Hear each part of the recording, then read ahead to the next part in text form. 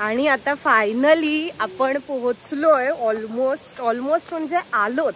फक्त तुम्ही मोजा. 1 2 3 4 5 आणि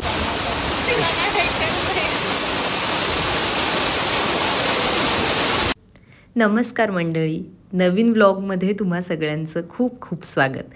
आजचा व्लॉग पुन्हा एकदा असणार आहे कोकण सिरीजमधला. तुम्हाला माहिती आहे की मी गावी गेले होते तेव्हा अनेक ठिकाणी फिरून वगैरे आले होते. त्याचे काही फोटोज पण मी आधी शेअर केलेत, पण व्लॉग्स टाकायला मला थोडा उशीर झाला. अर्थात त्याची कारणंही तुम्हाला माहिती आहेत की मी मध्ये वारीला गेले होते, त्यानंतर काही घडामोडी अशा घडल्या की त्याच्यामुळे मला अन्य व्लॉग टाकावे लागले. पण आता पुन्हा एकदा कोकणातले व्लॉग मी तुमच्यासमोर आणते आहे आणि त्याची दमदार सुरुवात करणार आहे मी या एका हिडन जेमला दाखवण्यापासून. ही अनुष्का, ही पण आमची हिडन जेमच आहे. पण आम्ही सगळे गेलो होतो देवरुखला असलेल्या एका छान धबधब्यावरती मजा मस्ती करायला. जेव्हा आम्ही गावी गेलेलो अर्थात, त्याआधी आम्ही देवरुख बाजारात एक थोडा ब्रेक घेतला होता खाण्यासाठी. तिथे ना आम्ही हा अमेझिंग झणझणीत रस्सा वडा खाल्ला. म्हणजे बेसिकली जी उसळचा जो रस्सा असतो ना, तर्री असते ती आणि बटाटा वडा असं दिलं जातं. त्याच्यानंतर मग आमच्या काकाच्या रिक्षातून आम्ही सगळे, म्हणजे मी, पप्पा, साईश, अनुष्का, अनिकेत काका, रत्ना काकी, पांड्या काका, आम्ही सगळे निघालो. मध्ये लागलं आम्हाला हे म्हसोबा देवस्थान, जे परशुरामवाडीकडे जाताना मध्ये आहे. आणि बघाल ना तुम्ही सगळीकडे, तर आता एक तर पावसाळ्याचे दिवस असल्यामुळे प्रचंड हिरवळ आणि इतकं सुंदर दिसत होतं सगळं दृश्य की आम्ही म्हणजे ते गप्पा मारताना, रेकॉर्ड करताना कधी पोहोचलो हे कळलंच नाही. बरं, या ठिकाणी ना आता मी तुम्हाला दाखवते, इथे तुम्हाला पाण्याची टाकी दिसते. येस, ही तर देवरुख शहराला संपूर्णतः पाणी पुरवण्याचं काम ही टाकी करत असते. आता या अशा छोट्या मोठ्या गोष्टी, अपडेट्स आम्हाला आमची काकी सांगत होती आणि त्याच गप्पा वगैरे ऐकत आम्ही सगळे पोहोचलो आपल्या सगळ्यात प्रतीक्षित अशा धबधब्यावर. येस, आवाज आहे का?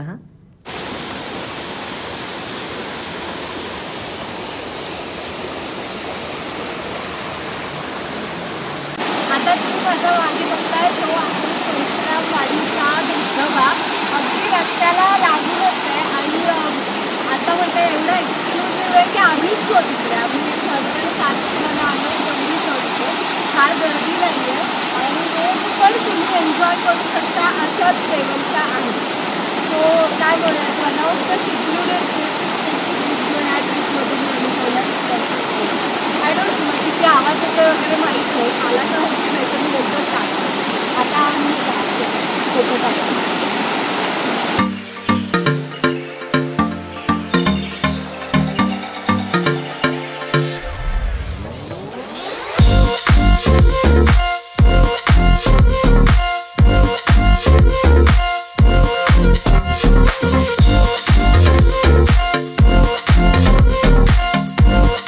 तर साधारण 1-2 तास धबधब्यावर भिजल्यावर प्रचंड भूक लागलेली. त्याच्यामुळे देवरुखच्या बसस्टॉपच्या इथे असलेल्याच या काकांकडे आम्ही हा वडापाव खाल्ला.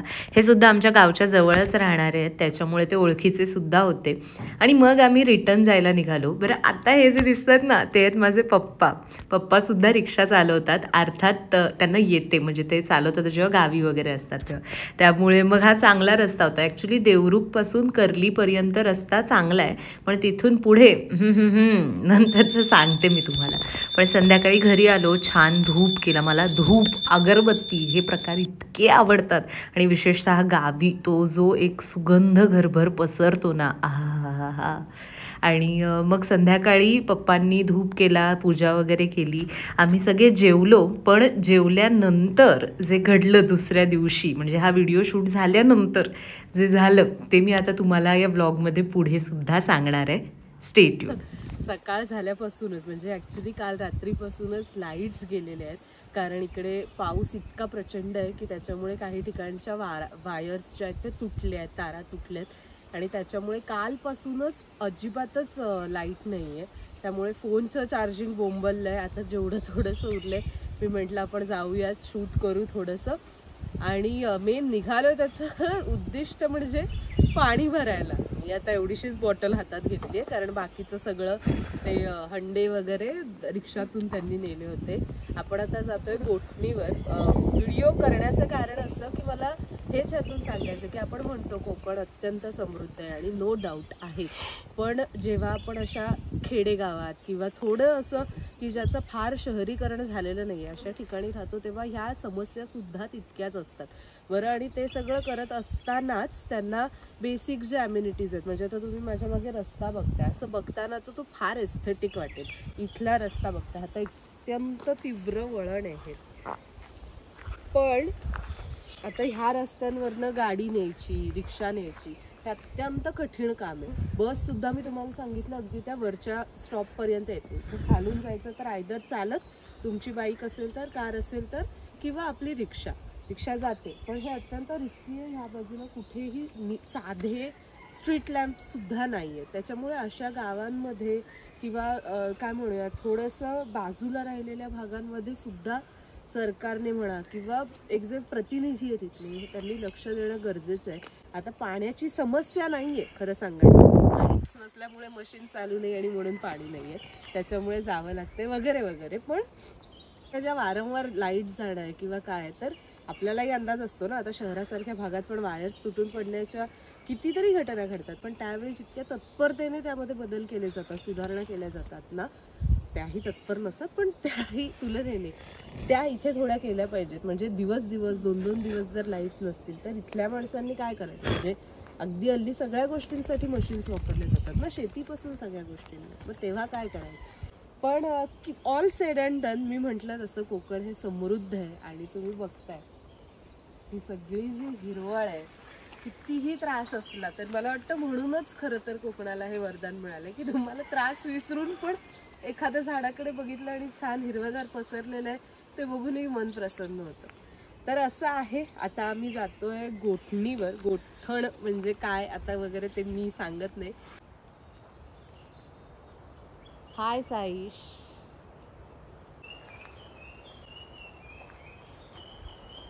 हे जे मागे दिसतंय ना हे आहे काजूचं झाड. बाय द वे खाली ना असे रातांबे पडलेत, रातांबे. वेट आणि शो यू. ह्याला म्हणतात रातांबे.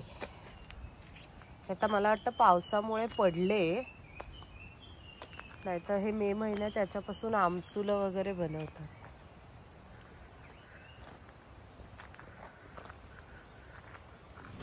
अगदी 10 मिनिटावर वगैरे इथे हा जो सुंदर निसर्ग तुम्हाला दिसतोय तो आहे. इथे ना उन्हाळ्यामध्ये पण मी दाखवलं होतं, पण तेव्हा अजिबात पाणी नव्हतं चांगलं, म्हणजे नव्हतंच पाणी. आता पावसात इतकं छान दोन्ही बाजूंना पाणी इतकं भरभरून वाहत होतं. तुम्ही पाण्याचा आवाज ऐका आता.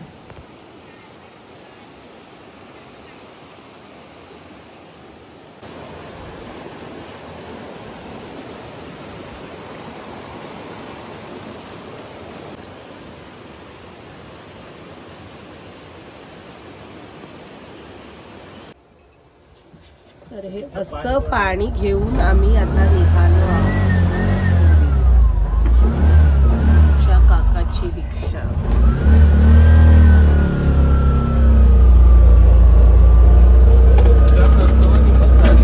तर मंडळी आजच्या व्हिडिओमध्ये इतकंच.